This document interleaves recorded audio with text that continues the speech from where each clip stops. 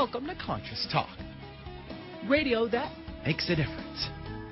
Well, coming up this hour on Conscious Talk, have you ever thought that if you could get out of your own way, life would be so much easier? Well, we'll talk to Holly Riley, author of Allowing, about her journey through disease and near death that led her to believe miracles happen if you can let life love you. We'll find out how, coming up next on Conscious Talk. And I welcome your hosts for the day, Brenda Michaels and Rob Spears. Thank you, Benny, and welcome, folks, to another hour of Conscious Talk, radio that makes a difference. Well, we're more than a radio show, folks. We are a movement in consciousness, and we are here to help change the world. That is one listener at a time. That's from the inside out, and that listener is you. Well, we've been excited now. We're coming up on 11 years that, we've been starting your day in a brand new way. Not so brand new for many of you, but for those of you just tuning in for the first time or recent listeners, welcome, and thanks for coming along on this journey with us. This has been, it's been quite a ride. And we love bringing you people who, not only are great sources for all of the things that are shifting in our lives, but are also inspirational. And that would be this morning's guest, Holly Riley. She wrote this incredible book called Allowing. It's a portrait of forgiving and letting life love you, but driven by faith in humanity and a life-altering death experience. Holly dedicated her life to the study of empowering people, and we're going to allow her to empower you this morning. Holly, welcome to Conscious Talk. Hey, we don't want to lay too much on you now. Way to go, Rob. Way to go. Yeah. Well, first of all, you too, I just want to thank you so much for what you do and what you bring. I celebrate every show, and I'm just very grateful. Thank you. Well, thank you, Holly. We really appreciate that. And I think I want to start off, Holly. This was such an amazing book, such an amazing story. It was a page-turner. There was no doubt about it. And this was sort of written as a memoir, and then you have an accompanying a handbook called Allowing with all the principles in it, etc. But you faced a major, major health challenge in your life. So I want to start off with that. Tell us about that health challenge that you faced. Okay, Brenda. Well, the thing that happened to me mostly was that I had held on to a lot of resentments and a lot of not feeling good about myself, and not knowing I was doing it. I had stored a lot of it in my body, and I ended up with a horrific case of Crohn's disease, which is an affliction of the intestinal tract, and it's an autoimmune disorder, interestingly enough, where your body starts attacking itself, which is not only what happened to me physically, I was also doing it emotionally and spiritually.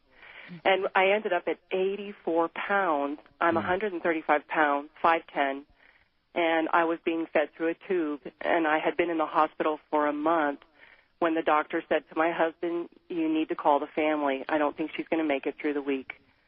They had tried everything they could to have my body stop. I hadn't had a drop of food in 4 months, and I was I wasn't even allowed to have ice cubes, no stimulation.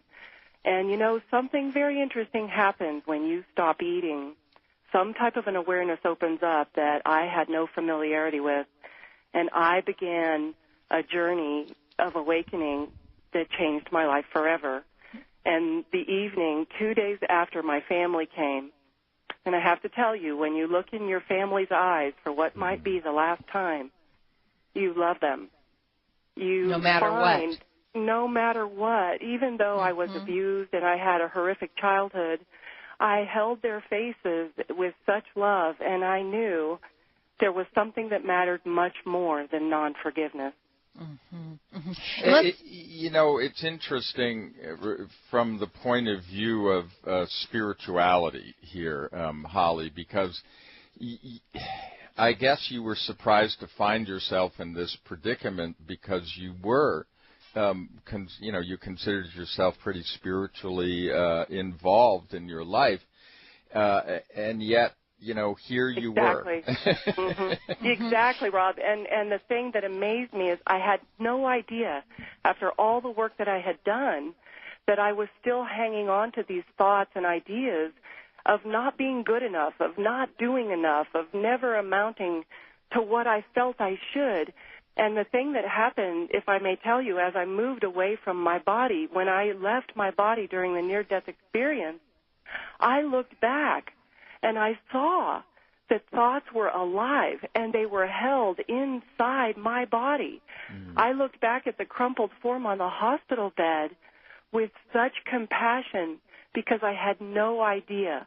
But I can tell you this, I knew exactly how I got sick. I could see that, Kristen Northrup has a great quote. She says, not forgiving someone is like taking poison and waiting for them to die. Yeah. Right. That's right. Right. And then that's what, and you both know you've had your own experiences, but Right. What I realized as I moved away was, oh my gosh, I could have let that go. And as I was held into what I call the arms of the sacred, because there are so many names for it, I never knew so much love and peace existed and was available to me. I had never known it until that happened. And I was held there for such a time in pure, no agenda, no need to do anything, but feel loved and adored and perfect and whole. And this is what I know. This is available for every single person. But we all get tied up in this idea of not being good enough or not looking good enough or not helping someone enough. And I tell you, as I was lying there, I knew I had a choice, and I was given the choice. Do you want to stay or do you want to go? And I was so excited to come back to my body and heal it. And I did. I learned how to let go of what I'd been holding on to. And I can tell you, I ask every day for this sacred feeling to come and move through me and remind me. And that's what I go and speak to people about. It's here. You have to ask. Call it whatever you want, higher self, call it spirit, call it divine mother, call it anything, but you got to call it. Right. You know? And you're making a very good point, Holly, about the asking part of it. That spirit moves through us, that divineness of us moves through us, but there has to be an opening for that to move through. We have to be the saying, God helps those that help themselves. And Perfect. We have to really call it forth. And I think that we forget that very often. I think that we forget to call forth what we want, what we truly want. And I often feel, and maybe you have learned this as you've been out speaking with people and teaching, that not only do we forget to ask, but we don't even often know what to ask and how to ask it. It's so true. And here's what I'd love to tell you a little story because it's right aligned with what you're saying. You're so right. We don't even realize how powerful what we're thinking is or what we're feeling is. Do you realize every single thing we do every day is because we want to have a feeling? Whether it's brush our teeth, go to bed at a certain time, be with a certain person, we are hungry for a feeling, whether it's accomplishment, success. We want a feeling. But here's what's interesting. How often do we sit and actually allow the feeling to exist? Do you ever sit at the end of the day and say, wow, I accomplished exactly what I wanted to. I'm going to bask in the feeling that I wanted to have. No, we run right on to the next item on our list. Right. We never stop to have that joyful feeling. And here's what I want to tell you, that joyful feeling, that gratitude, that appreciation, that feeling is what heals a body. It heals a soul and a heart. And here's the story. After I got back from the hospital, I started researching near-death experiences because I wanted to see if other people were having the same experience as I did. And yes, so many of them saw the light. So many of them felt this tremendous love. so many people got to have a peek at what was important. And there was one story I have to share with you that brought me to my knees. Well, maybe you might want to hold on to that one. Hold that story, yes. We're going to run off to a break, and we don't want to interrupt your story in the middle. Folks, we are talking with Holly Riley. She has a wonderful book called Allowing. It's a portrait of forgiving and letting life love you, and you can, too, be in this situation, and that's why we bring you folks like Holly. We'll be right back. You're listening to Conscious Talk. You're listening to Conscious Talk, radio for the progressive thinker. Ain't no place I'd rather be than with you. Yeah, loving you. Well. And welcome back to Conscious Talk, radio that makes a difference. Hey, there is no place we'd rather be than with you, and we're loving you, and we feel the love coming back. That's, it's one of the wonderful things about being on radio is you can't see, but you can feel, and that is a very big theme, folks, and that follows up with who we're talking to this morning, because we're talking with Holly Riley.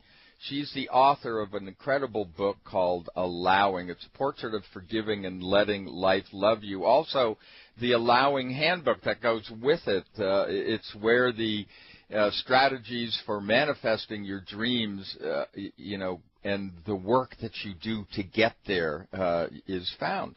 I'm Rob Spears. And I'm Brenda Michaels. And we're just speaking, Holly, in the first segment about your story, about your health challenges, the abuse you grew up with.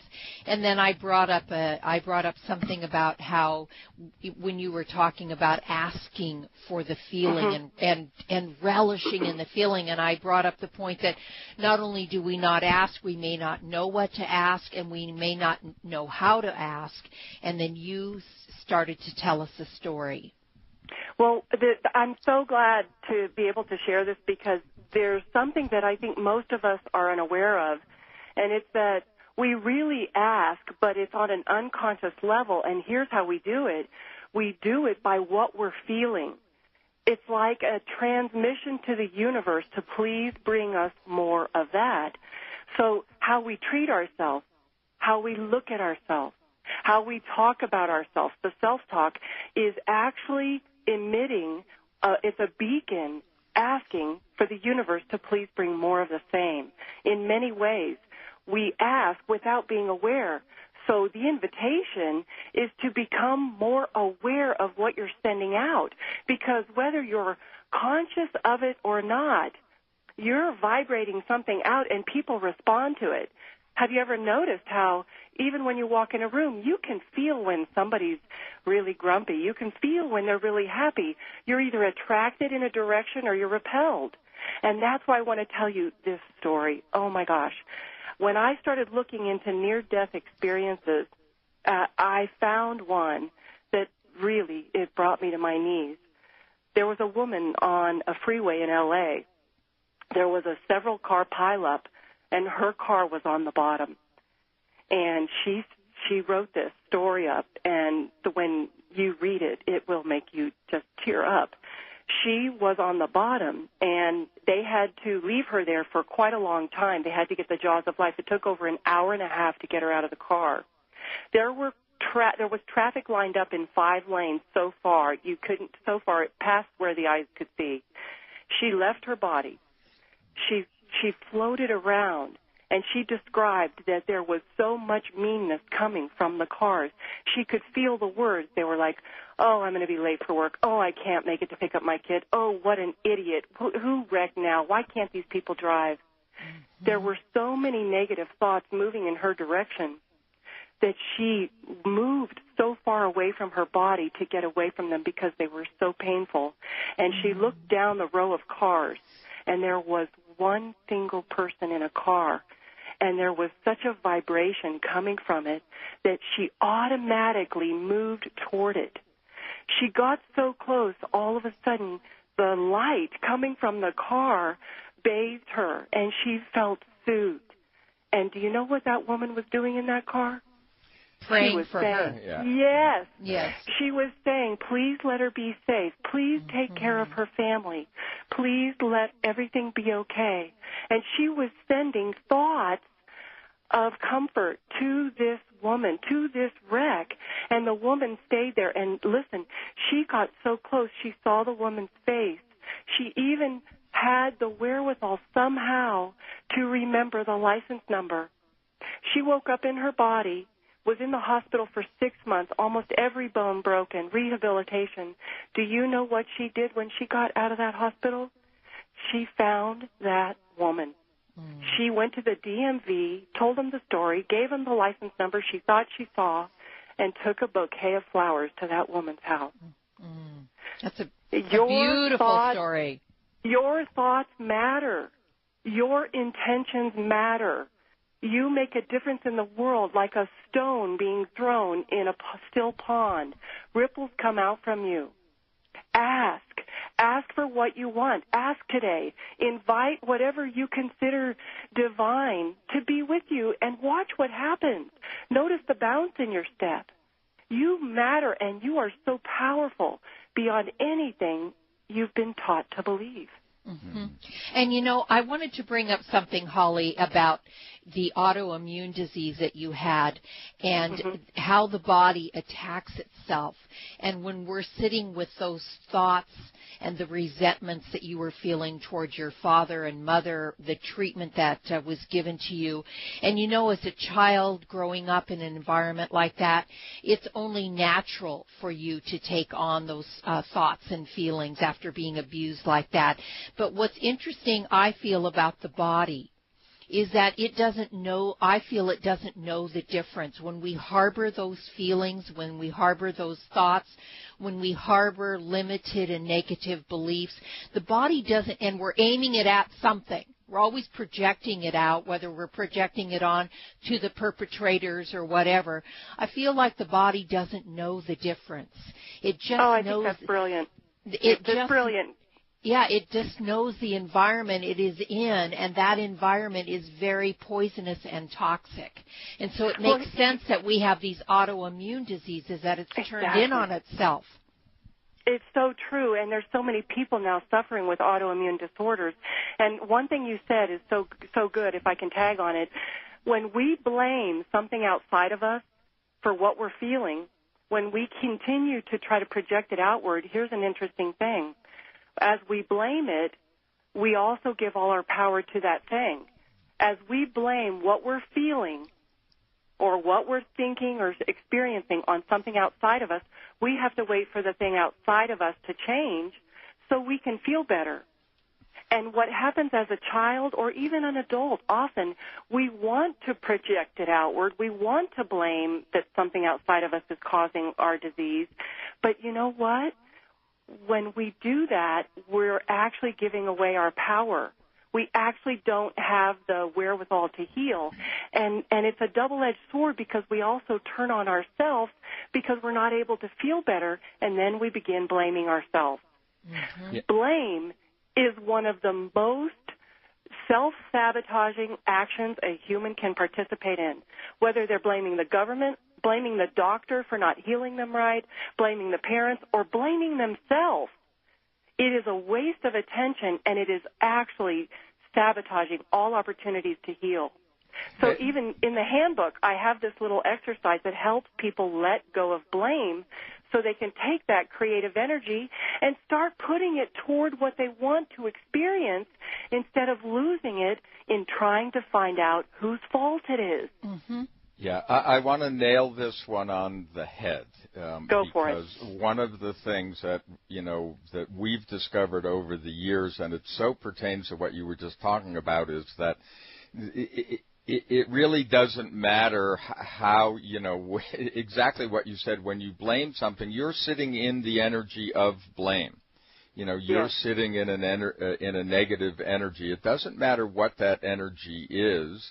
If it is a negative one, then you're going to feel the effects. Now, I say this because over the years we learned, as we reinvented the cancer that we went through multiple times, that we would not Wow. heal until we made the spiritual, emotional shifts, not just the physical ones. And Holly, isn't it your experience when you talk to people, and it may have been your first one, I don't know, but we always go for the physical cure and we forget about the emotional, spiritual one, and then guess what? There we are, still sitting in the energy, and we're going to recreate. Oh, Rob, I'm so glad you said that. For anyone who's listening, for anyone who's suffering from any kind of illness, from any kind of physical pain, even something as small as a backache, I always invite whoever I work with to take a look and see, what are you resisting? What is it in your life? What is it? Who is it? What are you focusing on and resisting? Because often what we do, Rob, is we hold that feeling of resistance inside, and then it festers, and then it develops. The people that I have worked with that have cancer or that have Crohn's disease, every single time we end up working through what they're resisting. We find a place inside of them where they have been trying not to feel something. Mm-hmm. They've been trying not to feel a sadness that they've carried forward, a trauma that they've carried forward. And it's very interesting. If you think about it like this, let me give you a visual. If you took your left hand and you thought of it as something you're resisting in life, it could be a pain, it could be physical, it could be emotional. It could be failure. It could be an idea. It could be a person. It's your left hand, and here you are, your right hand. Now, in order to resist it, you have to push against it. You have to somehow put a little bit of your creative energy in the direction of keeping it at bay. And do you know, every drop of your energy, attention, and thought is going to make it bigger. When you resist something, you glue yourself to it. In order to push against it with your right hand, what do you always have to touch? Mm-hmm. And you know what happens even with, I don't care if it's a 70-year-old or a 15-year-old that I work with, they always find they had no idea they were resisting so much. And when you resist something, Harry Palmer, author of the Avatar Tools, has an amazing quote. I love this quote. Whoever or whatever attention is placed on becomes more real. Whoever or whatever attention is placed on becomes more real. When I was so sick and in so much pain, I resisted my disease with all my might. I was embarrassed. I tried to ignore it. I got angry at it. I even talked mean to my body. I thought it was the worst thing in the world. And do you know, with every drop of my resistance, it became larger. It wasn't until I allowed it. Absolutely. And hold that thought. We're going to take a quick break. We'll be right back. You're listening to Conscious Talk, radio to live by.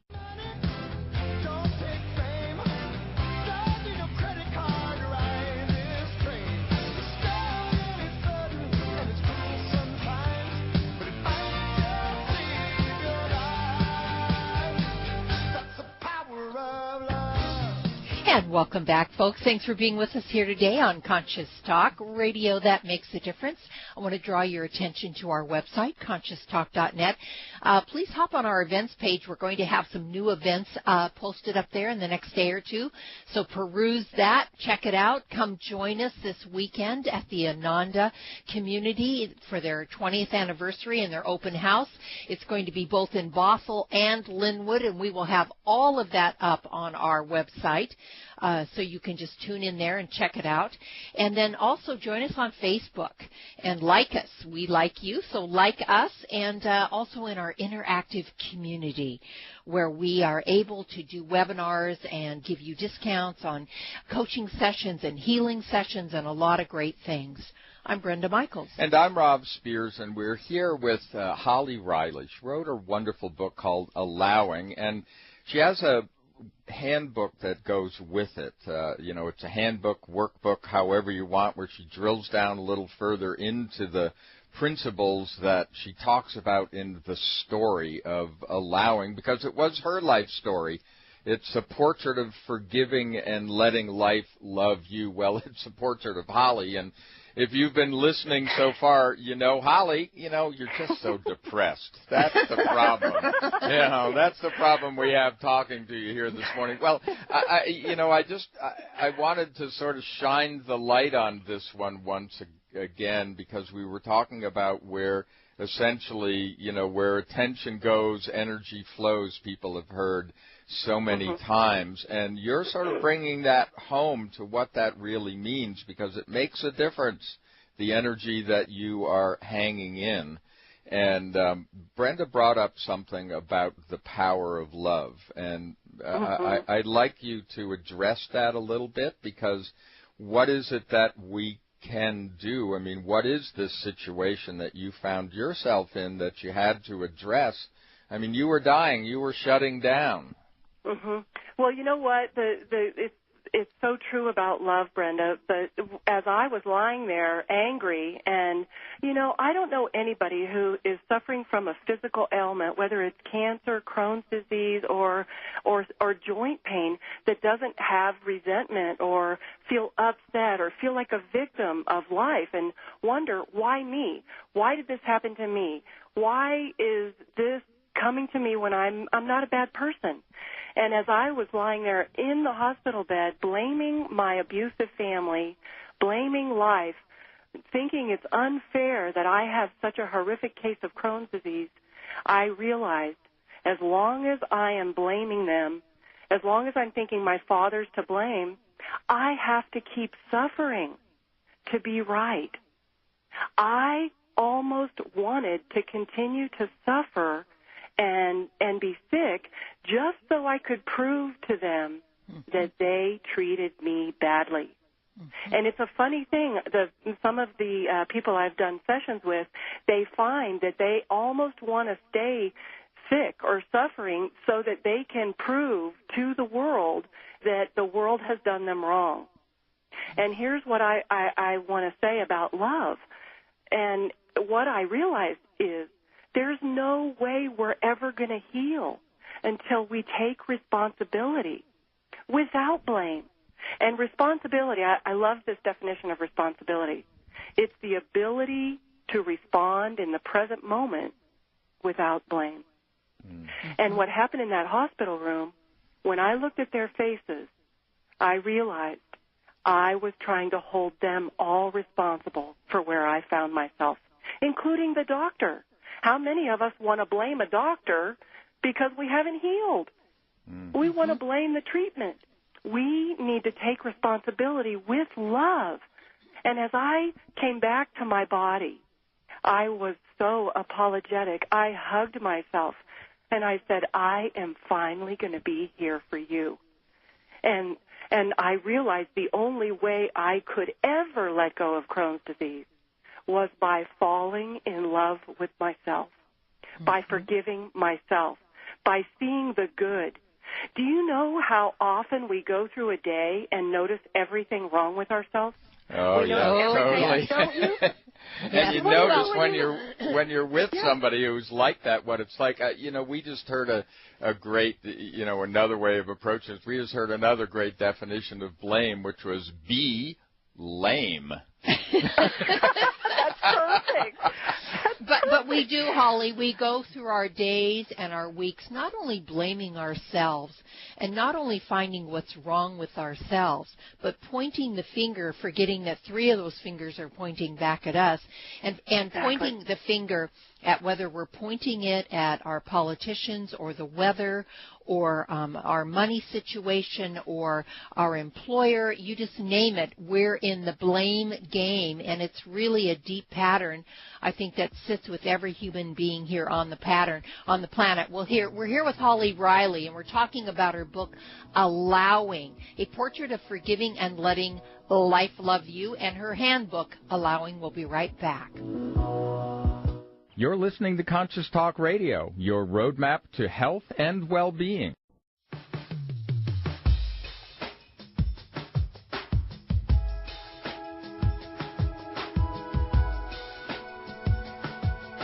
And welcome back to Conscious Talk Radio that makes a difference. Hey, I want to remind you just quickly, it's conscioustalk.net, folks. That's it.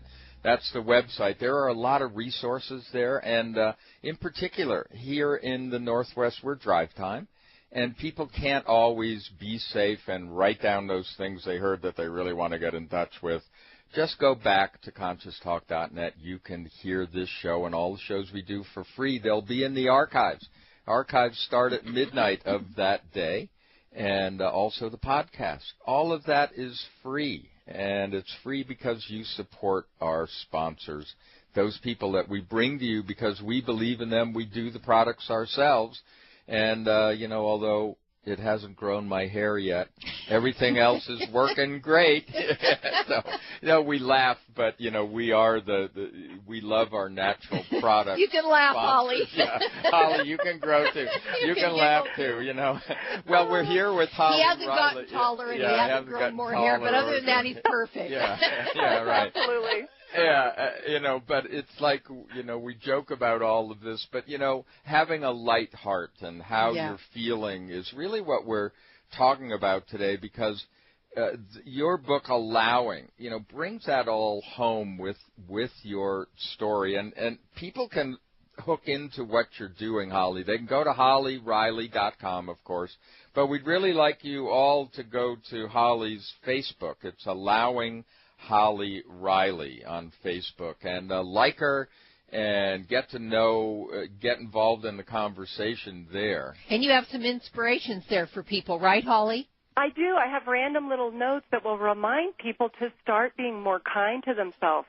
It's really important how you treat yourself, because it sets up the instruction booklet to the world. Mm-hmm. So I always inspire people to start paying a little more attention, because just as you said, Brenda, before the break, we have a tendency to notice what's wrong.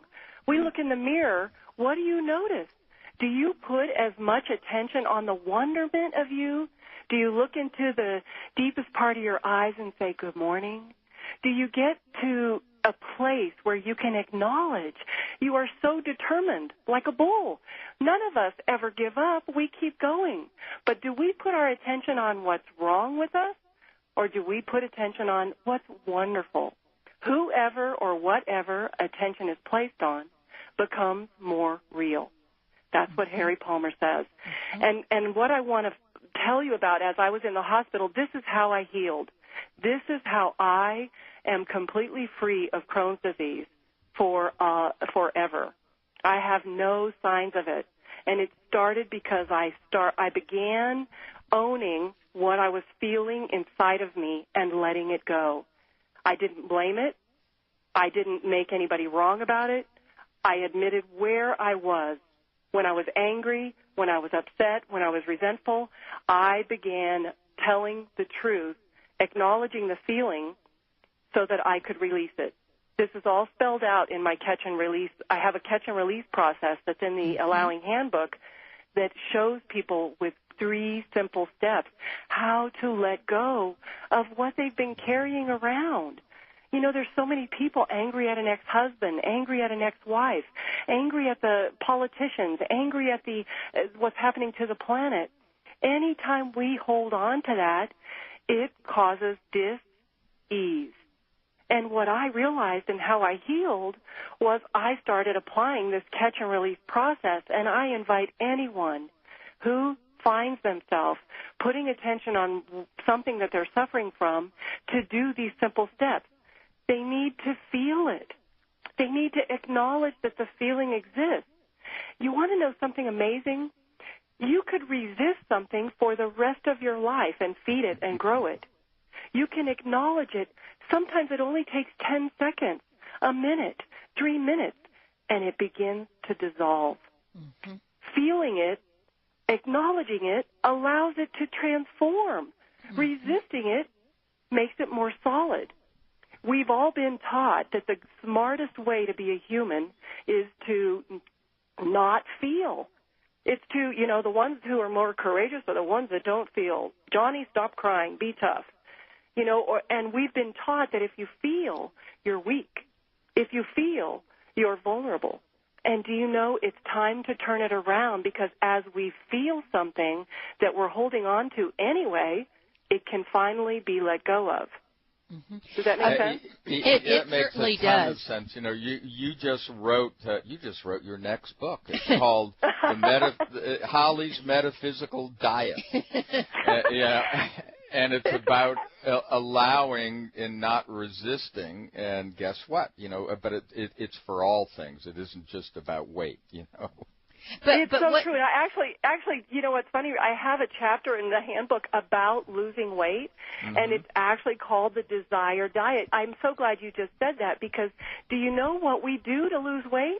We resist food. Yes. Exactly. Isn't it hilarious? I know, and I have to tell you something. I'm very thin, Holly, and I eat a ton of food, and I eat good food. For you. But I do not judge my food. I never take it in and think about the calories I'm eating.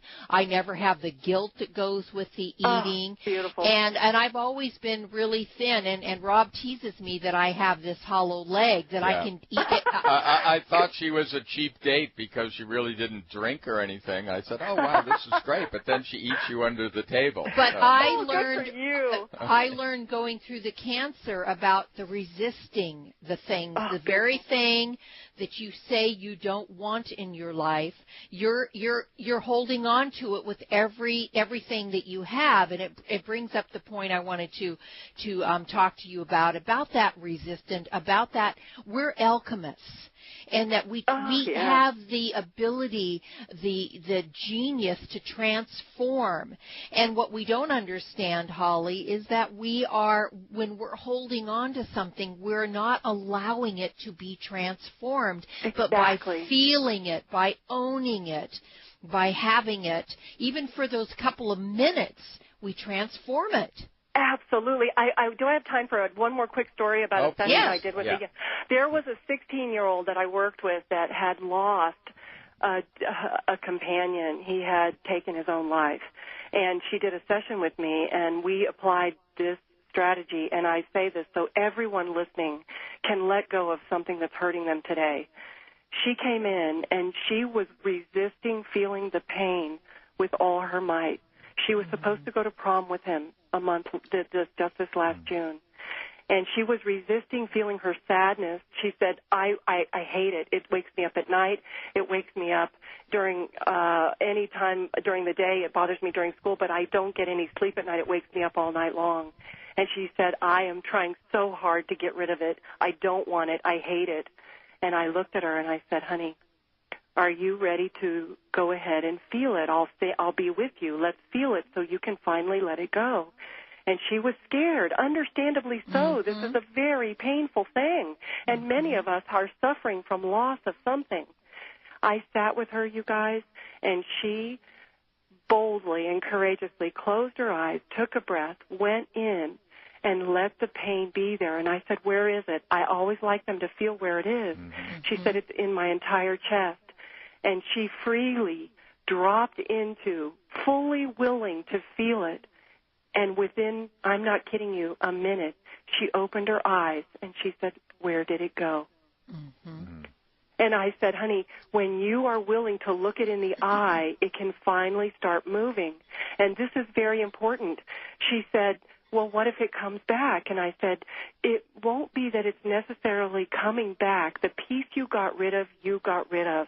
If you have another wave of feeling, regardless of what it is, rather than push against it, and I showed her with her hand. I said, here's the feeling, push against me. She pushed, and she pushed, and she pushed. And I said, what are you always touching when you're pushing on it?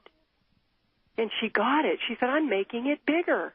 I said, yes, when you resist it, you make it bigger. Now let's allow it to completely exist. And she got it. She let it go. I had her breathe it out of her body, and then this is very important. I said, honey, what do you want to feel? She said, I want to feel peace over him leaving. She said, everybody is saying because he took his life, he's never going to have peace. And I said, now that's an interesting belief, isn't it? So we went ahead and she felt that belief. And she realized it wasn't true for her, and she let it go. she actually released the whole idea, and then I asked her what she wanted to feel with the piece, and she made a feeling. She cultivated a feeling because she decided to. Hear that with all your ears, everybody listening. She decided to feel peace. She took a deep breath. She breathed it into her being, and she was angelic. Yes. She opened her eyes. Her life was transformed. She looked at me and she said, "You mean I get to decide?" Yeah, and she'll always be able to go to that piece, Absolutely. and reinvent it. Well, Holly, thanks so much. It was great having you on the show. Folks, it's HollyRiley.com. Allowing Holly Riley is the Facebook page. Holly, thank you. You're just a beautiful angel. Thanks for blessing us. And, folks, thanks for joining us today here on Conscious Talk. Be sure and come back tomorrow. See you then.